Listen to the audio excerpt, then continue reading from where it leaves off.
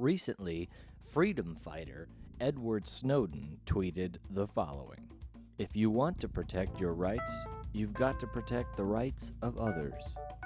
Social justice is common sense." This got over 12,000 retweets and 12,000 likes. I'm about to go against the grain. Are you ready?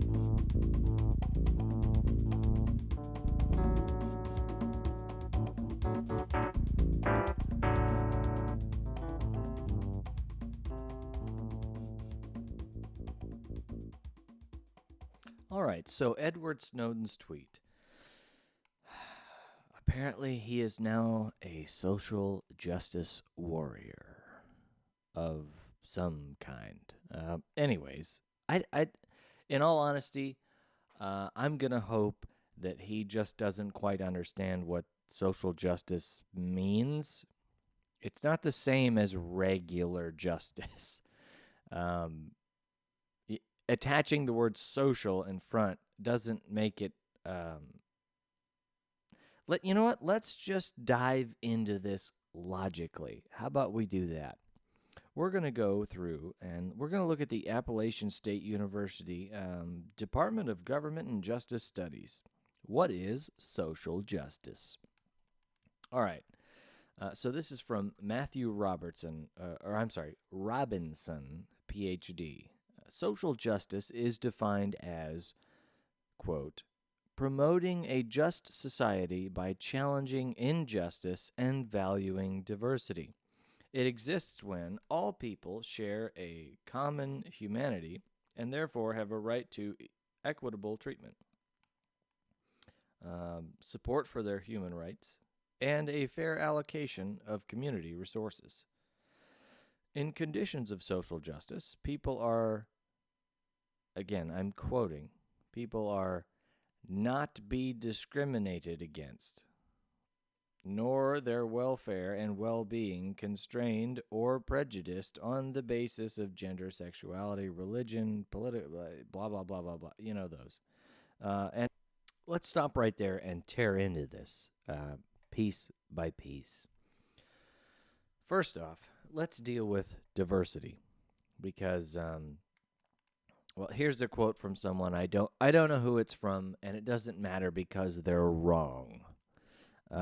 Scholarly research suggests that the best problem solving doesn't come from a group of the best individual problem solvers, but from a diverse team whose members complement each other.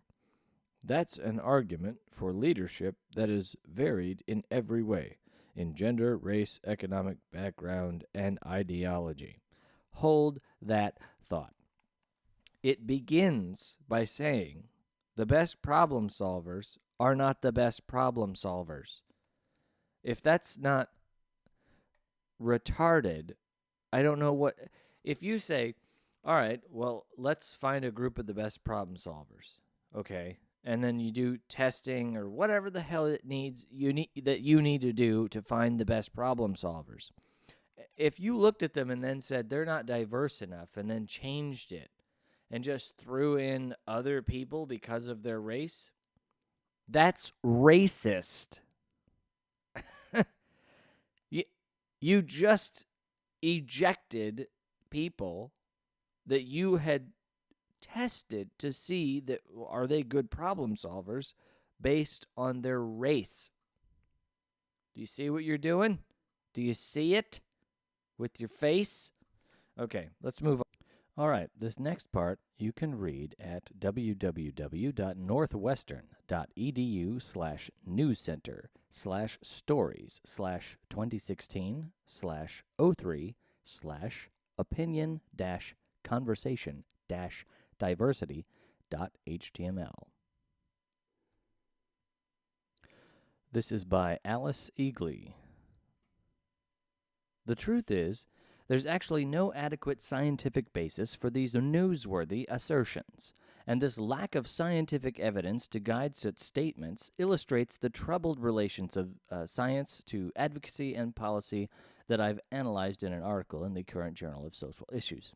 I began to think more deeply about these issues during my recent service as president of the Society for the Psychological Study of Social Issues.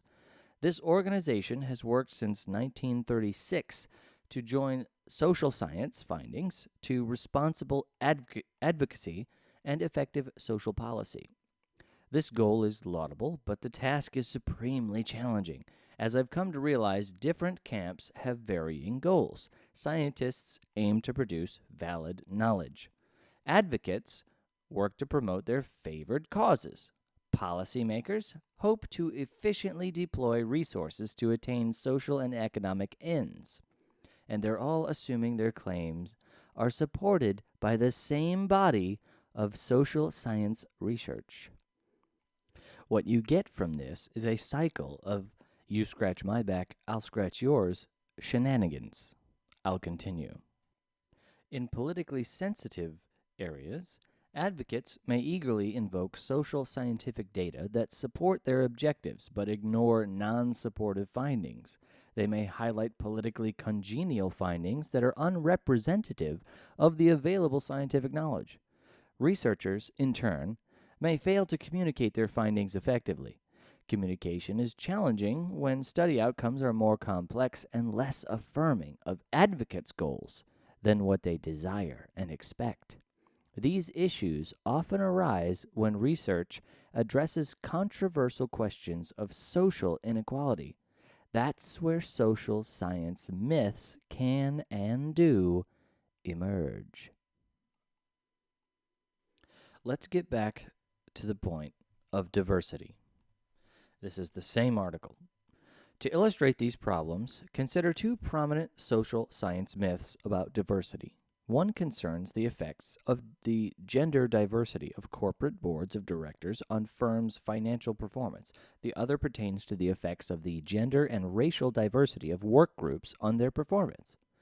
Advocates for diversity generally maintain that the addition of women to corporate boards enhances corporate financial success. And they hold that diversity in task groups enhances their effectiveness. Abundant findings have accumulated on both of these questions. More than 140 studies of corporate boards and more than 100 studies of socio-demographic diversity in task groups. Both sets of studies have produced mixed outcomes. Some studies show positive associations of diversity to these outcomes, and some show negative associations. Social scientists use meta-analyses to integrate such findings across the relevant studies. Meta-analyses represent all the available studies on a particular topic by quantitatively averaging their findings and also examining differences in studies' results. Cherry picking is not allowed. That's a good thing.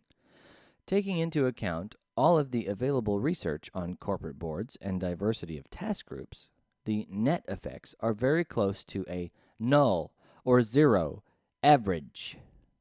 Also, economist studies that carefully evaluate causal relations that have typically failed to find that women cause superior corporate performance. The most valid conclusion at this point is that, on average, diversity neither helps nor harms these important outcomes.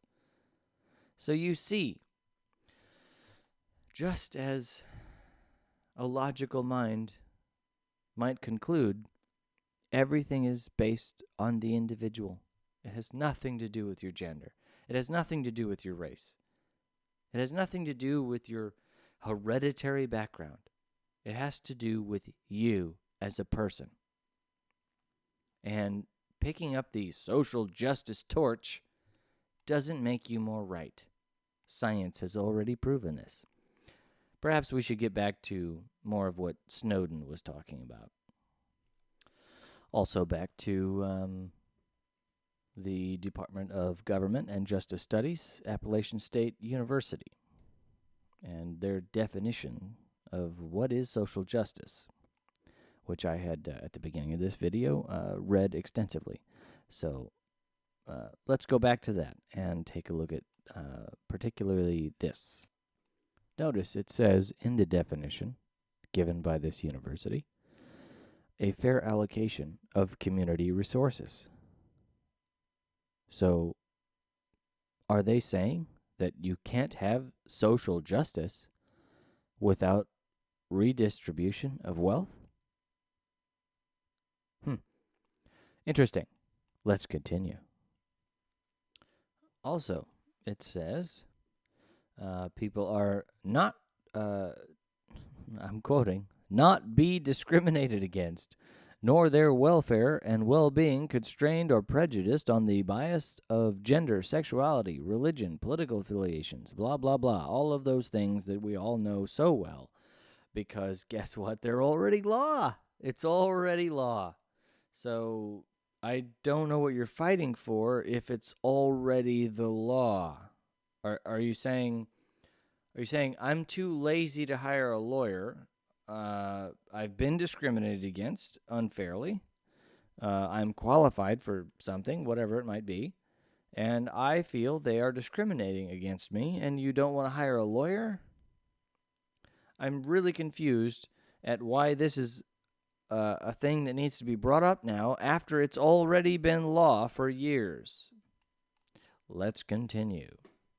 It also says, further, equal opportunity and similar phrases such as personal responsibility have been used to diminish the prospective for realizing social justice by justifying enormous inequalities in modern society. The most recent theories of and scholarly statements about social justice illustrate the complex nature of the concept. Stop.